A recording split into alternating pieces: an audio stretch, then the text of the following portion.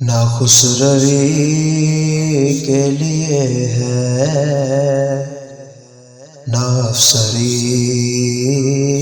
کے لیے، نہ خسروی کے لیے ہے نہ افسری کے لیے، زبان وقف ہے بس مد ہے عسکری کے لیے، زبان وقف ہے بس مد ہے عسکری کے لیے۔ اعوذ باللہ من الشیطان الرجیم، بسم اللہ الرحمن الرحیم، الحمد للہ رب العالمین، والصلاة والسلام علی اشرف الانبیاء والمرسلین وعلی آلہ الطیبین الطاہرین المعصومین، اما بعد فقد قال مولانا الامام الحسن العسکری علیہ الصلاۃ والسلام: لا یعرف النعمت الا الشاکر ولا یشکر النعمت الا العارف۔ روز ولادت باسعادت امام حسن عسکری علیہ الصلاۃ والسلام، امام علیہ السلام کی شخصیت کے حوالے سے جن افراد نے اپنی زندگی میں اعتراف کیے اور امام کی شخصیت سے متاثر ہوئے، ان افراد کے جملوں کو میں یہاں پہ مناسب سمجھتا ہوں کہ نقل کروں کہ جنہوں نے آپ کی شخصیت سے اثر کو قبول کیا اور آپ کی شخصیت سے متاثر ہوئے، اور ان میں سب سے پہلی شخصیت خود آپ کے بابا امام علی نقی علیہ الصلاۃ والسلام ہے کہ انہوں نے ارشاد فرمایا کہ ابو محمد ابنی اصح آل محمد غریزتاً و اوثقہم حجتاً وہو الاکبر من ولدی وہو الخلف و الیہ ینتہی علی الامامت و احکامنا۔ کہا کہ صفات کے حوالے سے آج اگر آل محمد کا کوئی حقیقی وارث موجود ہے تو وہ میرا بیٹا ابو محمد یعنی حسن عسکری علیہ الصلوۃ والسلام ہے، اور کہا کہ وہ خدا کی سب سے قابل اعتماد حجت ہیں اور میرے بیٹوں میں سے سب سے بڑے بیٹے ہیں، اور میرے بعد جو میرے جانشین اور خلیفہ ہوں گے وہ میرے بیٹے حسن عسکری ہوں گے، اور انہی پر امامت کی انتہا ہوگی اور انہی پر احکام دین کا اختتام ہوگا۔ اور اسی طرح ایک فرد کہ جس کا نام عبید اللہ ابن خاقان تھا، جو کہ حکومت عباسی کا ایک نمایاں فرد شمار ہوتا تھا، حالانکہ امام کی جانب مائل نہیں تھا، امام کی امامت کا قائل نہیں تھا، امام کو تسلیم نہیں کرتا تھا، مگر اس کا امام کے حوالے سے جملہ موجود ہے۔ اس نے کہا کہ لو زالت الخلافۃ من خلفاء بنی العباس، کہ اگر آج بنی عباس خلافت سے دستبردار ہو جاتے ہیں اور ان کی خلافت ختم ہو جاتی ہے، مستحقها احد من بنی ہاشم غیر ھذا، تو بنی ہاشم میں اگر کوئی صحیح معنوں میں خلافت کا حقدار ہے تو اس شخص کے علاوہ اور کوئی نہیں، یعنی الحسن بن علی، یعنی حسن عسکری جو کہ امام علی نقی علیہ الصلوۃ والسلام کے فرزند ہیں۔ فإن ھذا یستحقها فی فضلہ وعفافہ وہدیہ وصیانۃ نفسہ وزہدہ وعبادتہ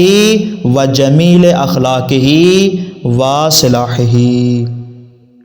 امام کی تقریباً 8-9 صفات کو بیان کیا کہ آج اگر فضیلت کو دیکھنا ہو، آج اگر عفت کو دیکھنا ہو، پاک دامنی کو دیکھنا ہو، آج اگر کہیں سے ہدایت حاصل کرنی ہو، اگر آج کہیں کسی کی نفس کی پاکیزگی کو دیکھنا ہو، دنیا میں جس کا زہد دیکھنا ہو، عبادت کی اگر زندہ مثال چاہیے، اگر مجسم اخلاق چاہیے، اگر کوئی صلاح و بہبود اور فلاح کے کاموں میں سب سے بہترین انسان چاہیے تو بالیقین وہ حسن عسکری کی ذات ہے۔ اور اسی طرح سبط ابن جوزی نے امام علیہ السلام کے بارے میں جو اقرار کیا، کہا ان المنقبۃ العلیا والمزیۃ التی خصہ اللہ بہا وقلدہ فریدہا، کہا کہ وہ والی منقبت اور وہ والا قصیدہ اور سب سے بڑی صفت جو امام حسن عسکری علیہ الصلوۃ والسلام کی ہے کہ خدا نے جس کے لیے آپ کو مختص کیا وہ امامت ہے، وقلدہ فریدہا ومنحہ تقلیدہا وجعلہا صفۃ وائمۃ، اور خدا نے آپ کو امام قرار دیا اور اماموں کا سردار قرار دیا کہ لا یبل الدہر جدیدہا ولا تنسل انسنۃ تلاوتہا، کہ ایسا قرآن خدا نے قرار دیا کہ جس کی تلاوت کو کبھی بھی لوگ بھول نہیں سکتے۔ ان المہدی محمد نسلہ المخلوق منہ وولدہ المنتسب الیہ، کہ وہ والا مہدی منتظر کہ جس کے بارے میں رسول خدا نے ارشاد فرمایا کہ میری نسل سے مہدی ہوگا، وہ بے شک انہی کا ہی فرزند ہے۔ اور جب امام کے صحابی ابو ہاشم جعفری نے امام علیہ السلام سے سوال کیا، کہا مولا مجھے اس آیت کی تفسیر بیان کیجئے کہ ثم اورثنا الکتاب الذین اصطفینا من عبادنا فمنہم ظالم لنفسہ ومنہم مقتصد ومنہم سابق بالخیرات باذن اللہ۔ مولا مجھے بتائیے کہ اس آیت سے مراد کون ہے؟ تو امام علیہ السلام نے فرمایا کہ اس آیت کے اندر جو ارشاد ہوا ہے کہ ہم نے جن افراد کو کتاب کا وارث قرار دیا ہے اس سے مراد ہم محمد و آل محمد ہیں۔ اور پھر آگے فرمایا جس کے لیے کہا ہے کہ فَمِنْهُمْ ظَالِمٌ لِنَفْسِهِ، ظالم سے مراد وہ شخص ہے جو ہماری امامت اور ولایت کا انکار کرے۔ اور پھر فرمایا مقتصد، جو فرمایا اس آیت کے اندر مقتصد سے مراد وہ شخص ہے جو امام کی معرفت رکھتا ہو۔ اور پھر فرمایا سابق بالخیرات سے مراد حکم خداوندی کے مطابق ہم اہل بیت ہیں۔ یہ تو امام نے ایک آیت کی جانب اشارہ کیا، اس کے علاوہ امام کی جانب ایک کتاب منسوب ہے کہ جس کا نام ہے تفسیر امام حسن عسکری علیہ السلام۔ اس کتاب کے حوالے سے علماء نے بہت طویل بحث فرمائی ہے۔ بعض افراد اس کی حجیت کے قائل ہیں کہ یہ کتاب معتبر اور موثق ہے، جبکہ بعض افراد اس کو قبول نہیں کرتے۔ اور جن علماء نے اس کو قبول کیا اور کہا کہ یہ کتاب بالکل صحیح ہے کہ جس کو تسلیم کیا جا سکتا ہے، ان میں شیخ صدوق، شیخ طبری، محقق کرکی، شہید ثانی، علامہ تقی مجلسی، ابن شہر آشوب اور آغا بزرگ تہرانی وغیرہ یہ علماء فرماتے ہیں کہ تفسیر امام حسن عسکری علیہ السلام یہ اس کو ارسال مسلمات میں سے قرار دیتے ہیں۔ لیکن اگر دوسری جانب دیکھیں تو جو علماء نے اعتراضات فرمائے ہیں اس تفسیر امام حسن عسکری علیہ السلام پر، ان کو اگر دیکھا جائے تو ہمارے پاس جو نتیجہ سامنے آتا ہے وہ یہ ہے کہ اس کی امام علیہ السلام کی جانب نسبت دینا درست نہیں ہے۔ چند ایک اعتراضات کو میں یہاں پہ بیان کروں گا۔ پہلا اعتراض یہ ہے کہ اس کی سند ضعیف ہے، اس لیے کہ آیت اللہ ابو القاسم کھوئی نے اپنی کتاب معجم رجال الحدیث میں اس بات کو بیان کیا کہ اس روایت کی سند میں محمد ابن قاسم ہے، اور محمد ابن قاسم جو کہ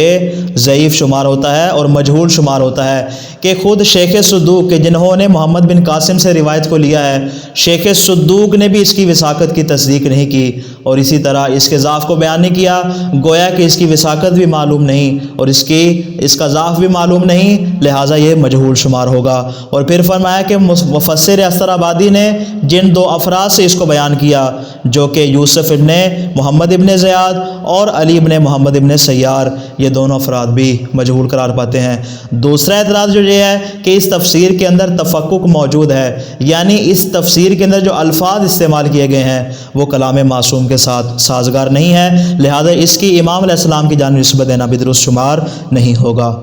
تیسرا اعتراض یہ ہے کہ امام علیہ السلام حکومتی نگرانی میں رہے، امام کا جتنا بھی دور امامت تھا اس میں حکومتی پہرے امام پہ رہے، چاہے امام دربار میں موجود تھے یا امام اپنے گھر میں موجود تھے، ہر جانب سے حکومتی جاسوس امام کے گھر میں موجود تھے، امام کا گھر کڑی نگرانی میں تھا، حتیٰ کہ امام کے شیعوں کو امام کے ساتھ ملاقات کی اجازت نہیں تھی۔ تو کیسے ممکن ہے کہ جو شخص 7 سال باقاعدہ امام علیہ السلام کے پاس آتا رہا اور کسی نے بھی اس کو آنے سے نہیں روکا بلکہ باقاعدہ طور پہ آنے کی اجازت دی تاکہ 7 سال مسلسل آ کر امام سے تفسیر کو بیان کر سکے، لہٰذا یہ ممکن نہیں ہے کہ اتنا طویل عرصہ بغیر کسی ممانعت کے کوئی شخص امام کے پاس آ کر اس کو روایت کرے۔